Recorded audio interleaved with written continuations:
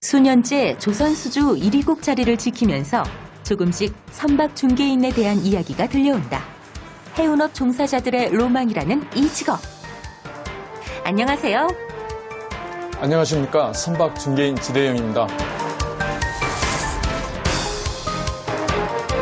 선박 중개인에 대해 소개해 주세요.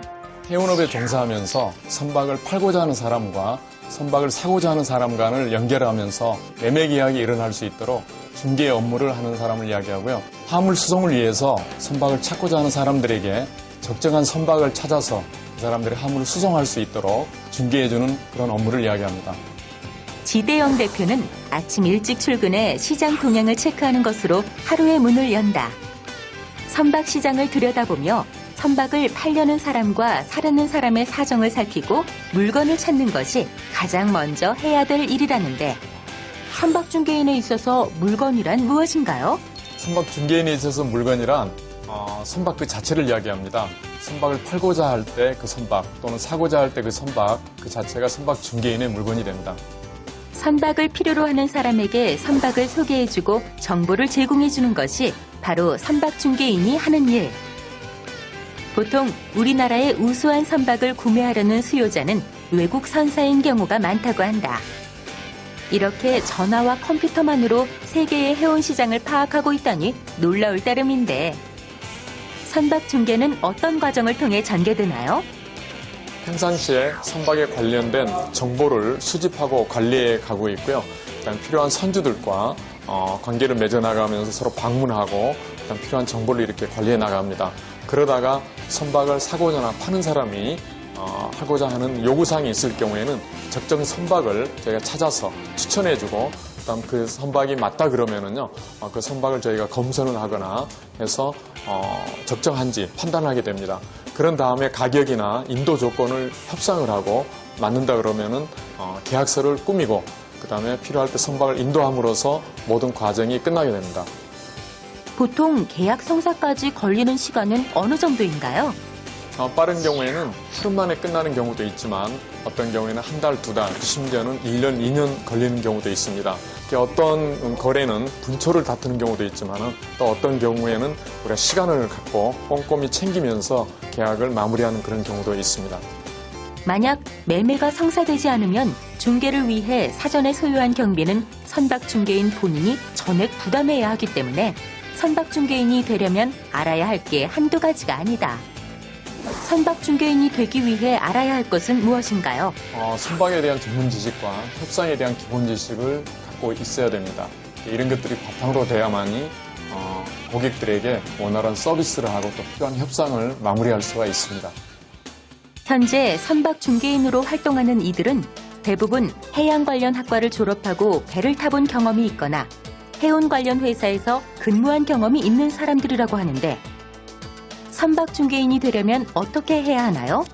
선박에 대한 전문 지식도 필요하지만은 법학이나 금융, 무역 실무에 대한 일반 상식이 갖고 있어야 됩니다.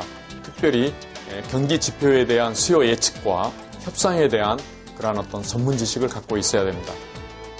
또 주로 외국 선사들과 거래를 많이 하고 문서도 다 영어로 되어 있기 때문에 영어는 필수다. 현란한 언어 구사 능력과 실무 지식으로 무장. 대형 선박 한 척만 중개시켜도 세계의 외환 시장을 들었다 놨다 할 정도의 액수가 거래된다고 하니 선박 중개인에게 할당되는 수수료 역시 만만치 않은 수준. 선박 중개인에게 필요한 자질은 무엇인가요? 선박 중개 시장은 한국뿐만 아니라 전 세계를 대상으로 하고 있습니다. 그래서 때때로 전화나 메일로 눈에 보이지 않지만 말로 이렇게 하기 때문에요. 그 모든 거래에 있어서 신뢰성이 있어야 됩니다. 가장 고가의 어떤 선박을 저희한테 맡기고 거래를 하기 때문에 저희 책임의식과 서비스 정신을 가져야 되고요. 거래에 있어서 양 당사자 간이 서로 만족할 수 있는 그런 윈윈 거래를 만들어내는 그런 자질이 필요하다고 봅니다. 선박 중개인으로서의 보람 및 어려움은 무엇인가요? 한국의 위상은 세계 경제에 미치는 영향이 굉장히 크다고 봅니다. 그중에서도 조선업은 세계 1위이고 해운업은 세계 7위입니다. 이러한 어떤 위상에 달성할 수 있도록 저희가 기여하고 있다는 것에 대한 자부심을 갖고 있습니다. 세계적인 경기 불황으로 조선과 해운 경기가 찬바람을 맞은 때도 있었지만 지대영 대표는 부족한 상황을 극복하고자 하는 강한 도전의식과 끈질긴 의지가 있으면 이미 절반의 성공에 이른 것이라고 말한다. 스스로를 뛰어넘는 도전이야말로 지금 우리가 가져야 할 에너지는 아닐까. 앞으로 이 길을 걷고자 하는 청소년들에게 충고 및 조언 한마디만 해주세요. 이 직업은 잘 알려져 있지 않지만 국제 무역이 활발해짐에 따라 수요가 앞으로 많아질 것입니다. 활동 무대를 한국에만 국한하지 말고 세계 무대에서 활동할 수 있다는 꿈을 갖고 새로운 분야에 대한 도전 정신을 갖길 바랍니다. 선박 중개 업무는 해운업의 발달과 함께 등장했습니다. 특히 우리나라가 조선 및 해운업의 위상이 올라가고 세계 수출입 물량이 증가하면서 선박 중개의 중요성도 높아지고 있는데 현재 국내에는 200~300명 정도의 선박 중개인이 활동하고 있는 것으로 알려져 있습니다. 선박 중개인으로 활동하기 위해 반드시 요구되는 전공은 없습니다.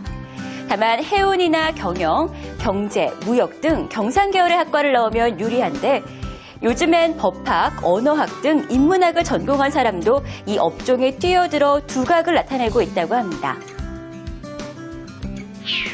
선박 중개인이 되기 위해 과거에는 해무사 자격증 등이 필요했지만 지금은 크게 상관이 없다고 합니다.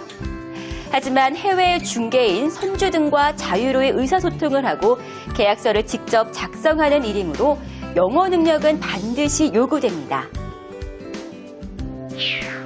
선박 중개인은 국내 및 해외 해운회사나 조선소에서 활동하게 되는데 선박 중개를 하다가 알게 된 인맥을 바탕으로 직접 해운회사나 조선소를 차려서 CEO로 변신하는 경우도 있다고 합니다. 선박 중개인은 아직 국내에 잘 알려지지 않은 직업입니다.